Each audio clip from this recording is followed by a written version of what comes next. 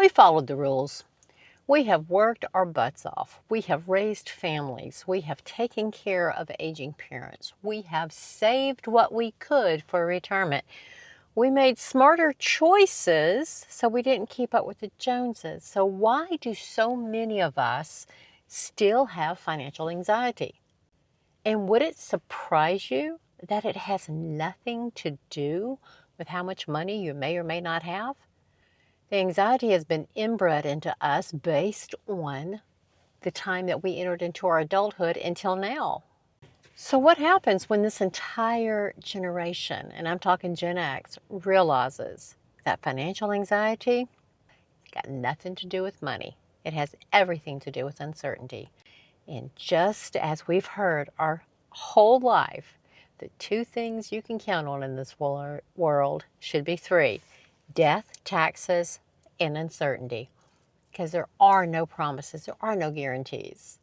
Nobody prepared us for what we were going to be facing in our 50s. Not only are we concerned about our own retirement funds, we have adult children that are returning home, so the caregiving there continues, perhaps even some financial support to them. Then there's our parents. I don't remember being sat down and explained to that at a certain age I was going to be responsible for taking care of my parents.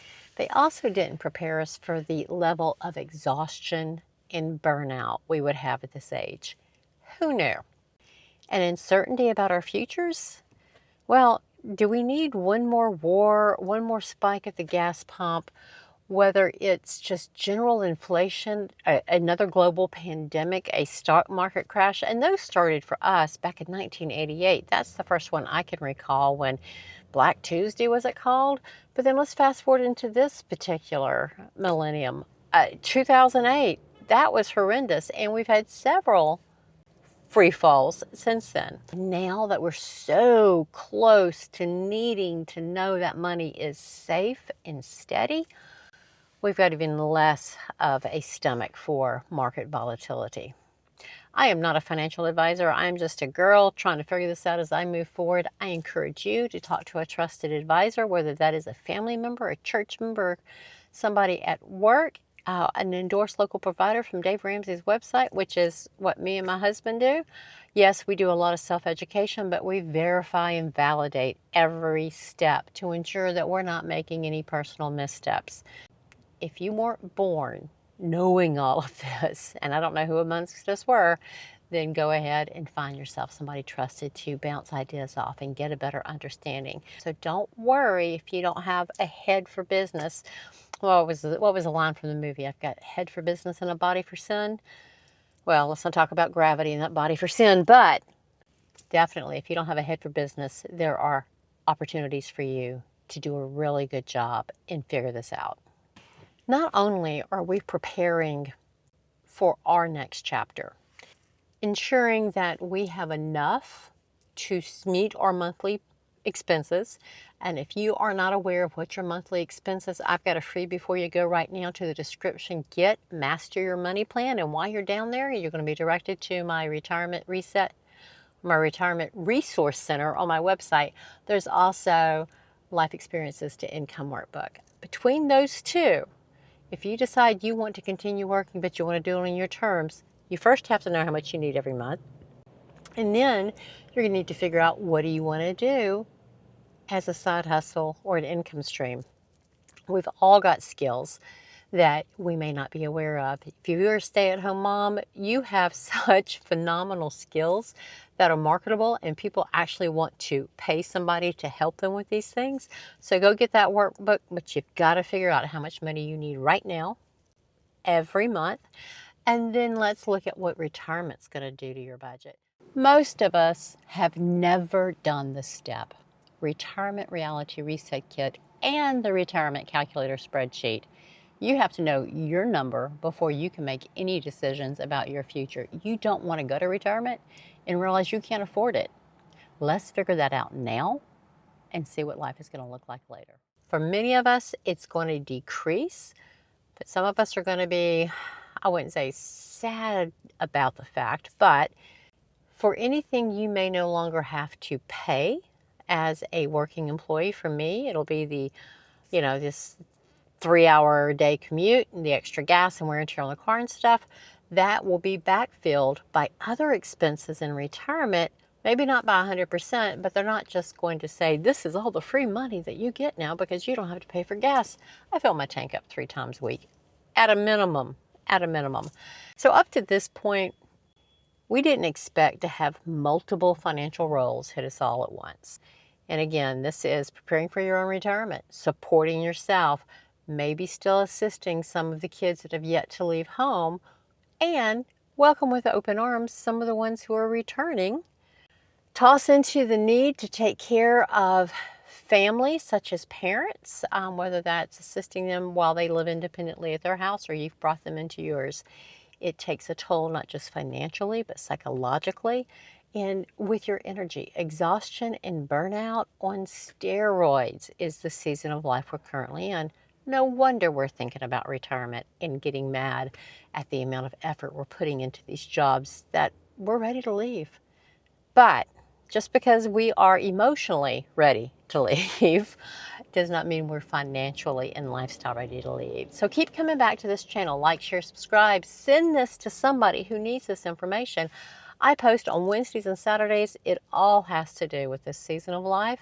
It is directed mostly at Gen X and a lot of times women because I am one. So keep coming back, and I've got more to say. I got a little to say about a lot of stuff, but I got more to say on this topic. And even though you might feel behind, you're not necessarily. Stop comparing your situation to everybody else in your life. Your numbers are your numbers. You don't know how much they need every month. You don't know how much debt they have. You don't know what kind of economic promises they've made to people in their life that help support. So you just need to focus on you, and you've got to know how much you need every month. Then you're going to look at how much retirement savings you do have. If you're just getting started, it does not mean you're too late. It just simply means you're going to do it differently and you're going to do it focused. There's also a lot of psychological and mental things that come into this that you need to decide. I'm in downtown Houston and I'm trying to let the sirens go past. Yep, there they are. There's a lot of psychological and lifestyle things that we need to work through as well, and we might as well start doing it now. I'm a big proponent of living now like you're already retired. Adjusting your stinking thinking, now there's a phrase that'll take you way back, but adjusting the way you think about things now so that when you transition into this next phase of life, you're better prepared to embrace it and to transition. So let's make our new financial goal stability, not fantasy. The retirement dream that we thought we were working toward, it's just a dream. It's like Cinderella and the ball. It is never going to be as you imagined it. But what it can be is what you design. So that is what I'm preaching here. I'm up on my soapbox and I am preaching you need to design this next phase of life based on what you need and how you want to live it. And you don't have to completely stop working. I'm going to keep working. I've got things I want to do on my own. I don't necessarily want to keep working for somebody else, punching their clock, keeping their schedule. So a hybrid retirement is something that Gen X is inventing. It used to be considered the semi-retirement, but now it's hybrid. And we're going to continue doing what we want to do, regardless of what the expectations are. If you find that you have a gap between how much you need every month and how much you're going to have, then a hybrid retirement is probably going to be your option to get through the next 10 to 15 years. There's no reason for any of us to quit work today. Most of Gen X, we're still in our 50s. We have got many years ahead of us to work, whether it's for somebody else or for ourselves. But if you want to work for yourself, if you eventually want to leave the rat race, then start building your side hustles and your income streams now. If you begin building them now, you've got the safety and security of knowing your regular paycheck is still happening and you're not desperate for the income from these side hustles and income streams. So go ahead and grab that book, Life Experiences to Income Streams, and master your money plan. So to wrap this up, like, subscribe, share. But the financial anxiety we're under is not 100% money based. A lot of it is the anxiety of what is happening around us, things that we'll never be able to control. But you can control you. Once you're aware of what your monthly expenses are, you can start controlling those.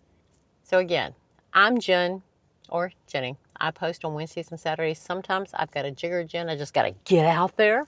So stay tuned for that. Y'all keep coming back. Like, subscribe, and share. And I will see y'all soon. Stop recording.